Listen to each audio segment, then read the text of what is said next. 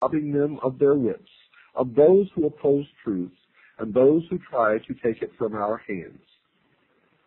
I shall avoid Spain, Naples, and all other accursed lands, and I shall avoid the temptation to betray what I have now heard. Lightning will not strike as rapidly as the dagger, which will reach me wherever I may be, should I betray my initiation." Unquote. Then a 7-branched candelabrum bearing 7 black candles was placed before the candidate, and a large bowl containing human blood. The candidate washed himself in the blood and drank a quantity of it. The string around his genitalia was removed, and then he was carried to a bath to undergo complete ablution. After this, he was given a meal composed of root vegetables. Now, folks, while it is possible that such ceremonies as this have actually taken place, and we know that they have, because it is the exact ceremony that George Bush underwent in the crypt, or what is known as the tomb, the Skull and Bones, at Yale University. But it will be recalled that such items as human blood are generally not of the genuine variety in any society, other than those reputed to be dedicated to criminal or perverted ends. Well, I have this to say: no one knows but those who actually take part in the ceremony, whether it's chicken blood or human blood or pig blood or cow's blood. And as with the initiations of other societies, there is no doubt that the candidate may have been made to believe that he was actually going through an initiation which involved horrible things of this nature, such as human blood. Initiation into the ancient mysteries was often accompanied by the exposure of the candidate to fear and other emotions in order to make him receptive to the oath or message which was to be made manifest. It has been said, folks, that the European version of the Order of the Illuminati contributed in no small measure to the development of revolutionary doctrines which eventually culminated in the Russian and other communist machines. And in fact, for those of serious study who have perused the depths of the available material, as I and others have no doubt whatsoever that communism, international socialism, is the direct product of the mystery schools of the Illuminati, as was the formation of this nation, which was guaranteed to lead us in to what is known as the New World Order, Novus Ordo Seclorum, the formation of a one-world totalitarian state ruled by benevolent despotism, is the way that they put it. And there is little doubt that the order was dedicated to the overcoming of princely power, as it was then known, and to the diffusion of anti-religious ideas.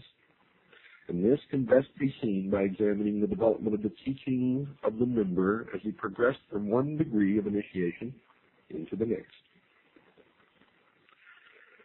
Now, folks, many young enthusiasts with a taste for mystery and a desire to fight oppression in any form were drawn through a deliberate plan from the ranks of all of the colleges and universities and from all of the other supposedly benevolent fraternal organizations. After an oath of obedience and silence had been extracted from the candidate, he was then handed over to a director or teacher, or, if you will, hierophant, to be taught that the order was one of discipline and effort, and that the final objectives were to do good through leaving aside all preconceived notions and upon the basis of free thought to lead mankind to salvation. But salvation granted by who? And salvation from what? That is the question that intelligent men should be asking. However, it's been my experience that most men and most women don't ask any questions whatsoever, or very few, anyway. Those who managed to show that they were likely to accept the next stage in teaching were advanced to the rank in which he was made to swear that he would work under the orders of his masters without doubt or question. He would not use his critical faculties in any way, in any matter connected with such instructions. In the lower ranks are the nursery for all you Blue Lodge Master Masons out there who think you know so much. They're nothing more than the greatest group of followers ever conceived and let loose upon humanity. Yes, in the nursery, the member was very much in the dark as to the way in which the order was run and how it should accomplish its design of freeing the world. As he progressed, however, he found that a part of his service to the society was to gain financial and social power and to place them at the disposal of the group. Indeed, he was expected to be a diligent Mason and to try to gain control over Freemason funds. It was not until the 10th rite of promotion had been completed that the member was given, with the grade of priest, certain definite knowledge. And now today, the order known as the Scottish Rite, this information is not given until the candidate actually reaches the 30th degree, according to the actual writings of the man who was the Grand Commander of all Freemasonry of the world and of the Scottish Rite of Freemasonry in the United States, Mr. Pike, General Pike. Well, this knowledge included the fact that the Illuminati were proposing to destroy princes and prelates throughout the world and were to remove forever the feeling of local nationality from the minds of men. Another goal was to destroy all existing religions. The ways in which this was to be done involved infiltrating high positions in education, administration of government, the military, and, of course, the press.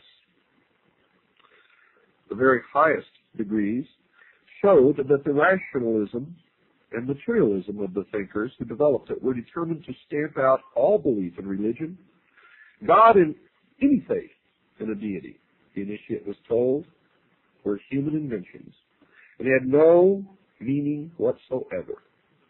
Now, this was developed further when the member who arrived at the highest position in the order, or that designated as Rex or King, learned that he was now the same as any king, on the same level, with the same rights and the same divine right of rule, and that all men were capable of equal advancement. But all men were not equal.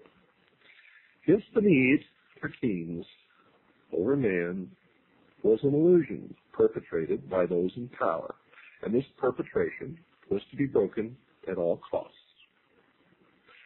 And the highest, for the man who sat at the head of the council of hidden supervisors, made up of 9 members, was designated as Rex Mundi, or literally translated, King of the world. In their machinations to overthrow, topple the kings and queens of all of the countries of the world from their thrones, they established the United States of America in the English colonies in the New World, and its ultimate goal, its secret destiny, was to be the catalyst to bring into the world what they called the Great Society or the New World Order. And it certainly worked. Dear listeners, as you can look back through history, the granting of the common man of liberty, fraternity, equality, freedom that he'd never tasted or known before in history lit the spark that then ignited the French Revolution, of course, with the leadership and the manipulation of the people of the Illuminati, the lodges of Freemasonry, the Ancient Order of the Rose and Cross, and others. The highest level were all the same, with the same goals. And this spark of revolution spread throughout the world. And until we all grow up and learn how to stop